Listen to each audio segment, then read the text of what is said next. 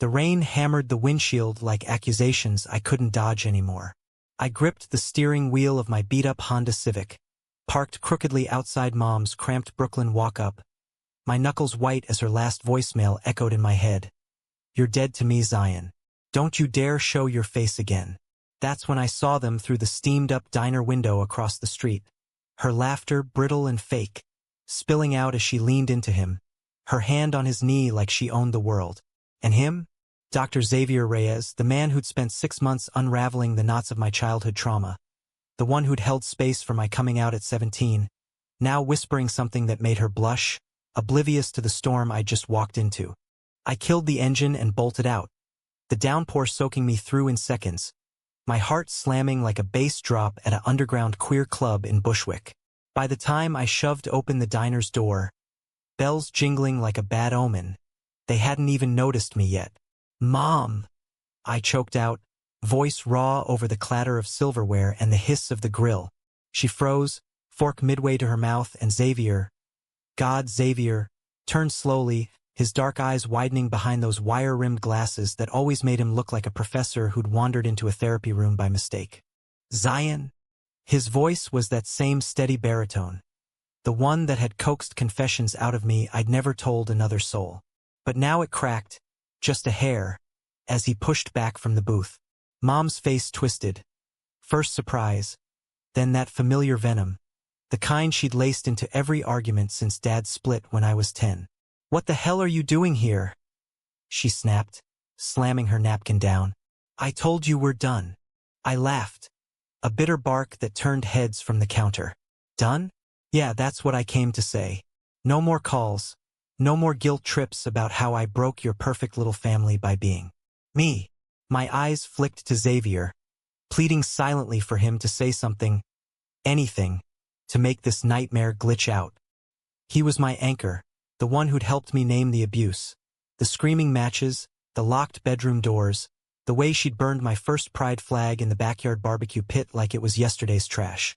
Sessions in his cozy midtown office, sunlight slanting through the blinds, his nod encouraging me to breathe through the panic attacks that hit like freight trains. But he just sat there, mouth half open, glancing between us like he'd been caught in a lie he didn't know he was telling. "Zion, let's talk about this," he finally managed, standing up too fast, his chair scraping the linoleum. Mom grabbed his sleeve, her acrylic nails digging in. "Xavier, don't. He's just stirring drama. Like always." "That did it." "Drama," I echoed, stepping closer, the scent of her cheap floral perfume mixing with the greasy fry oil in a nauseating cocktail. "You cut me off because I wouldn't pretend to be straight for your church friends, and now you're what? Dating my therapist? The guy I trusted with every scar you left on me." My voice rose, drawing stares from the lone waitress and a couple of off-duty cops nursing coffees at the end of the counter. Xavier's face drained of color, his hand hovering like he wanted to reach for me but knew better. "This isn't," he started, but Mom cut him off with a scoff. "Oh, please, therapy's over, isn't it? You're not his keeper anymore." She slid out of the booth, all 5'4" of her in those knockoff Louboutins. Chin jutted out like she was the victim here. "We met at that support group for single parents. He's a good man, Zion. Unlike some." The words landed like a sucker punch. Support group? The one she dragged me to as a kid, forcing me to sit silent while she monologued about her prodigal son? I backed up a step, rain dripping from my curls onto the checkered floor. "You have no idea what he knows about you," I whispered, more to her than him. But it was Xavier I watched, searching for the betrayal I knew was there. His eyes, those warm brown pools that had mirrored my pain back to me with empathy, now darted away, guilty. I didn't wait for the explosion. I turned and ran back into the storm, the diner's door slamming behind me like a full stop on the last thread, holding my life together. Brooklyn blurred past in sheets of water, taillights smearing red and white, as I drove aimlessly toward the Williamsburg Bridge, chest heaving with sobs I hadn't let out since our last session 2 weeks ago. Xavier had said I was healing, that cutting ties was the bravest step. Liar. Or worse, complicit. By the time I crashed onto my futon in my Astoria shoebox apartment, the adrenaline crash hit hard. My phone buzzed. Texts from unknown numbers, probably Mom's latest burner. But I silenced it, curling up under the threadbare quilt Grandma left me before the cancer took her too soon. Grandma, the only one who'd hugged me after Mom found those texts from my high school boyfriend, whispering, "You're God's rainbow, baby. Don't let M dim your colors." If she were here, she'd tell me to fight, but what was left to fight for? Trust? Family? The fragile piece I'd clawed from therapy? Sleep came in fits, haunted by dreams of Xavier's office. The abstract painting of crashing waves on the wall, symbolizing emotional turmoil we dissected together. Him leaning forward, sleeves rolled up on his forearms, voice gentle. "Zion, your mother's anger isn't about you. It's her fear." Bullshit. It was about control, always had been. And now he'd waded right into it, dating the woman who'd made me need him in the first place. Morning broke gray and unforgiving, the kind of November chill that seeps into your bones in Queens. I dragged myself to the community college where I tempied as a graphic design tutor, sketching logos for overeager freshmen while my mind replayed the diner scene on loop. By lunch, I couldn't take it. I texted my best friend, Marcus, the drag queen extraordinaire who'd pulled me through my first heartbreak. Diner disaster. Mom, Xavier. Send wine and wisdom. He showed up at my door that evening, 6 feet of fabulous in a faux fur coat and heels that clicked like judgment, bearing a bottle of cheap Merlot and a pizza from that hole in the wall on Steinway. "Spill, honey," he drawled, kicking off his shoes and flopping onto the futon, his locks tied back with a silk scarf. Marcus had been there from the start. My beard and high school crushes, my alibi for late-night hookups that weren't really hookups, just desperate grabs for connection. Over slices and swigs straight from the bottle, I unloaded it all. His eyes, painted with glitter liner, went wide at the twist. "Wait, your shrink? The hot one with the voice like Velvet Sin? Oh girl, no boy. That's a Lifetime movie waiting to happen." He paused, fanning himself dramatically. "But seriously, Z, that's unethical as hell. Patient confidentiality? Boundaries? He's gotta report this or something." "Report what?" "That my mom's a monster who dates her son's therapist." I snorted, but it hollowed me out.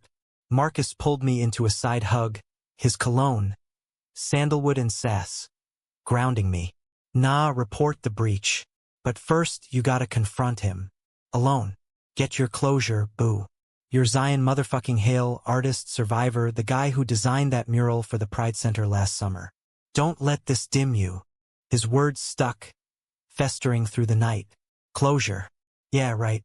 But by dawn, resolve hardened in my gut like the coffee I chugged black. I called Xavier's office. His receptionist, a chipper voice named Lena, sounded surprised but squeezed me in for an emergency slot. "He's expecting you might reach out," she said, and that stung worse than the rain. Midtown traffic was a snarl of yellow cabs and cursing drivers, the Empire State Building looming like a phallic reminder of all the ways New York chews you up and spits you out. I parked in a garage that cost more than my rent and walked the last blocks, hood up against the drizzle that hadn't quit since yesterday. His building was one of those pre-war beauties, brass plaque reading Reyes and Associates, Mindful Paths Counseling. The elevator ride up to the 5th floor felt like ascending to Judgment Day. Lena waved me in without a word, her smile tight. Xavier's door was ajar, the familiar scent of chamomile tea wafting out. He stood as I entered, gesturing to the couch, the same worn leather where I'd spilled about the beatings, the slurs, the nights I'd hidden in the closet not just from Mom but from myself. "Zion, thank you for coming." No notepad today, just his hands clasped in his lap, wedding ring finger bare as always. I didn't sit. "How long?" The words hung heavy, demanding truth. He sighed, rubbing his temples. 3 months. It started after your last session. We met at that group, your mother and I. She's compelling in her way. Broken, like so many of us. Compelling, I echoed, heat rising. She's a hurricane, Xavier. She destroyed me, and you knew that. Every detail, the way she'd lock me out in winter to teach a lesson. the Bible verses she'd hurl like grenades. And you jump into bed with the storm. His jaw tightened. It's not like that. We're not, it's casual. And ethically, you're no longer my client. I referred you to a colleague last week, remember? Clean break. A break for who? Me or your conscience? I paced, the rug muffling my steps but not the thunder in my chest. Flashes hit me. His laugh during our breakthroughs. The way he'd share stories of his own coming out in the Bronx. Disowned by his devout family but rebuilding with art and activism.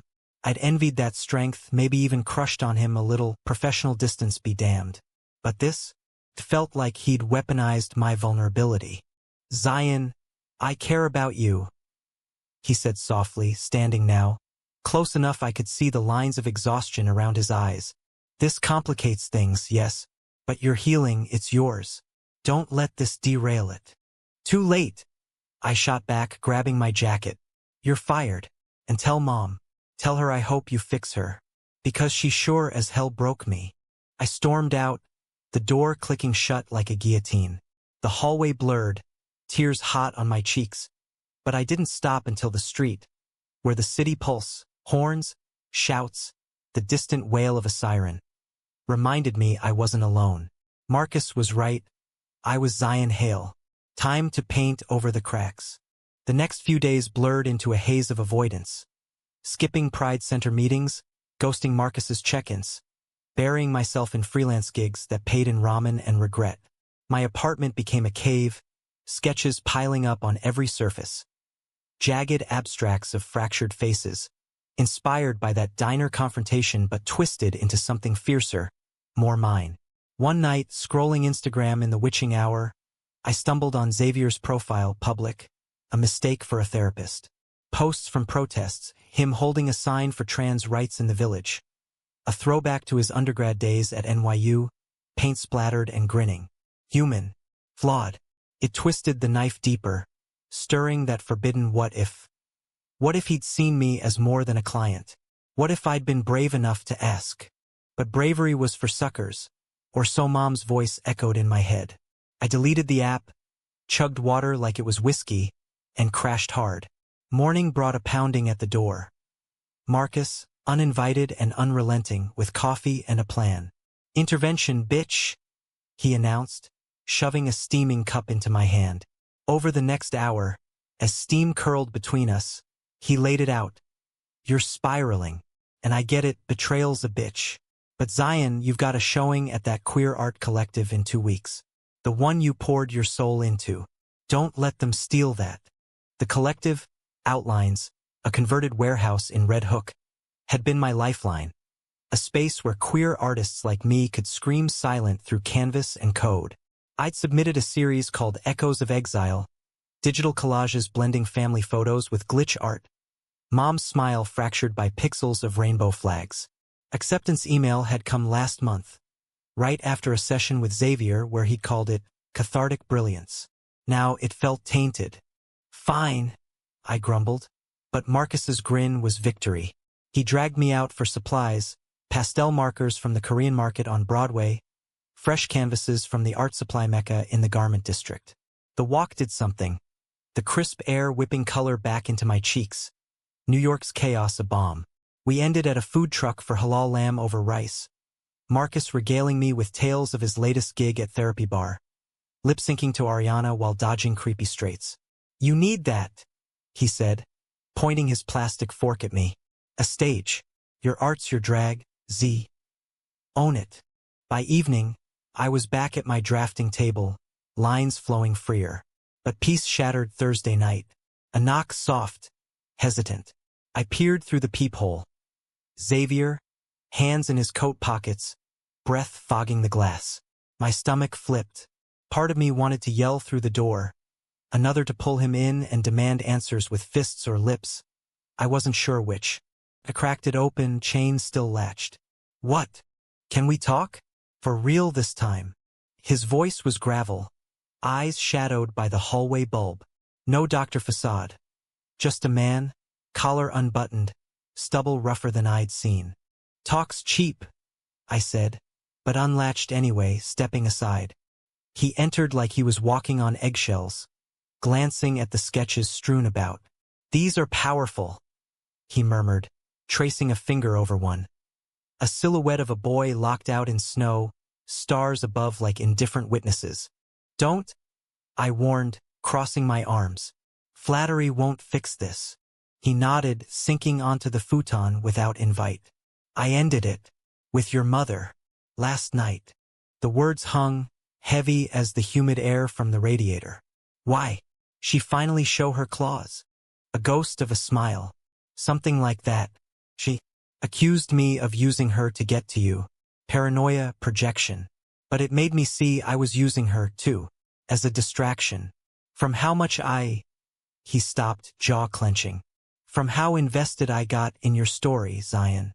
"Too invested." My pulse thrummed. "Invested how?" He met my gaze, steady now. "You're not just a client. You're brilliant, resilient.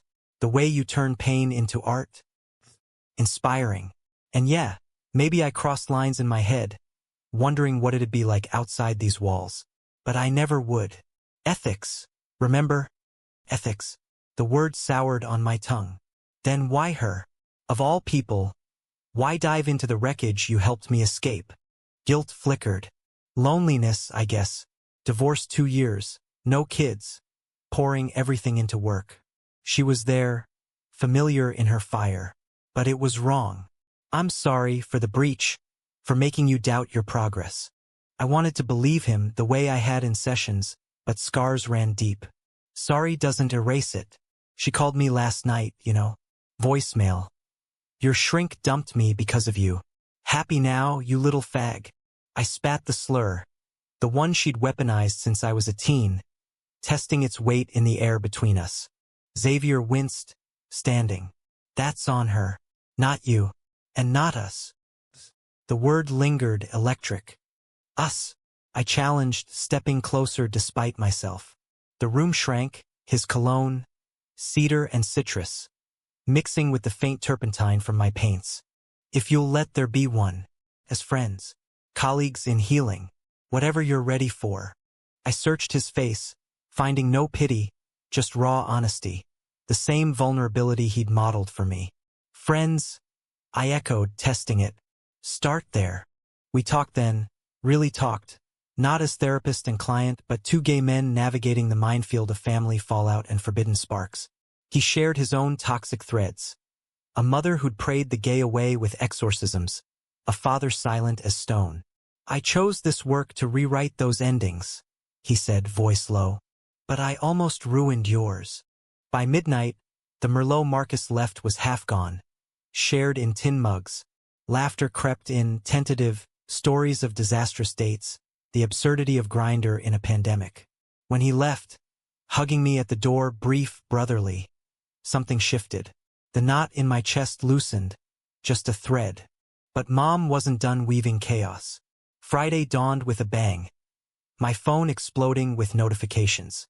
Not texts, emails from the collective. Outlines exhibition. Urgent update. Hard in throat, I clicked. My pieces? Pulled. Reason. Anonymous complaint regarding sensitive family matters. To avoid controversy. It had to be. Fury boiled as I dialed the curator.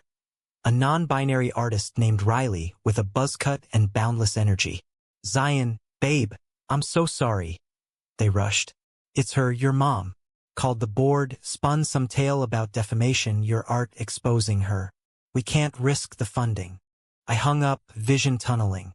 Betrayal round 2 sharper. Marcus arrived in 20, face thunderous.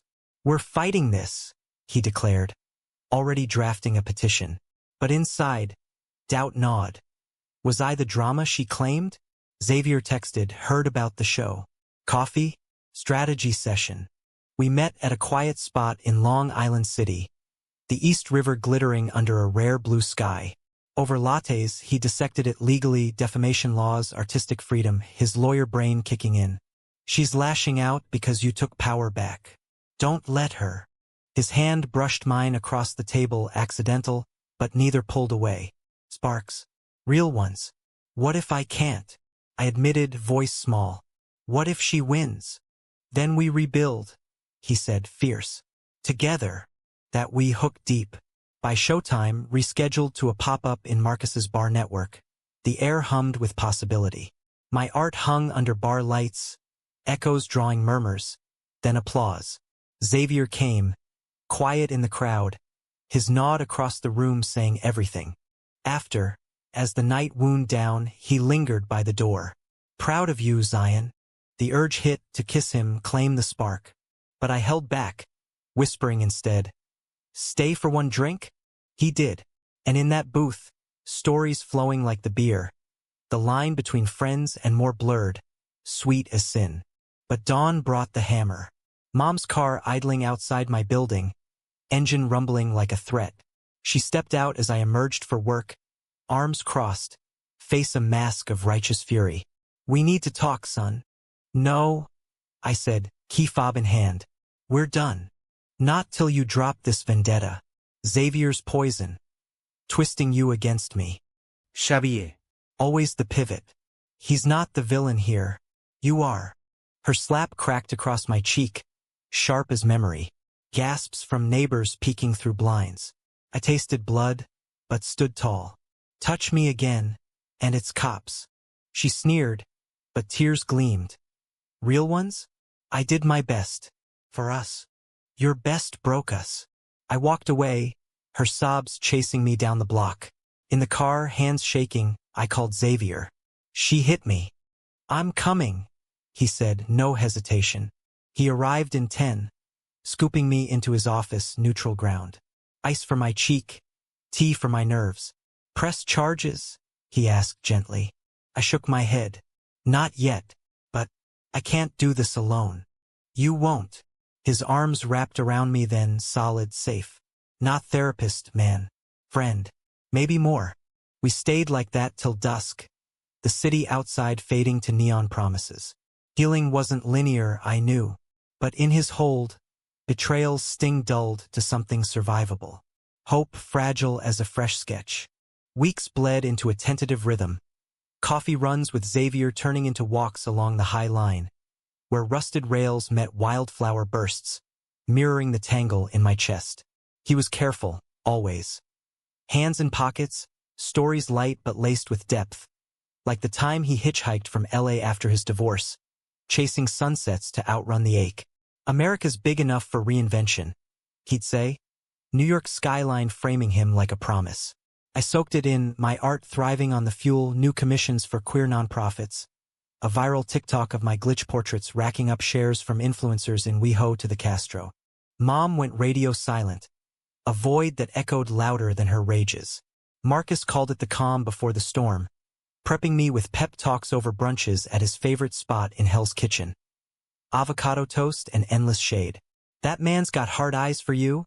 He'd tease, nodding at Xavier's latest text lighting up my phone. Don't play coy, Z. Life's too short for ethical hang-ups. But ethics loomed, a shadow in our laughs. One crisp December evening, snow dusting the parks like powdered sugar, we ended up at his place. A loft in Chelsea, exposed brick and bookshelves groaning under psychology tomes and Basquiat prints. Neutral ground got old, he joked, uncorking a bottle of Cabernet. We cooked paella, his abuela's recipe, saffron threads blooming in the pan like secrets unfurling. Over dinner, candlelight flickering, barriers cracked. I fell for you first, he admitted. Fork paused midair. Session 3, when you showed me that sketch of your dad's ghost. The vulnerability. It undid me. Heat flushed my neck. I thought it was transference. Me projecting onto the hot shrink. He laughed, rich and real. Hot, huh? Careful or I'll bill you for ego boosts. But his eyes held heat, the kind that simmers slow. We didn't kiss that night. Just talked till the wine warmed to embers, him walking me to the subway with a hug that lingered. Electric. Tempting. Wrong? Maybe.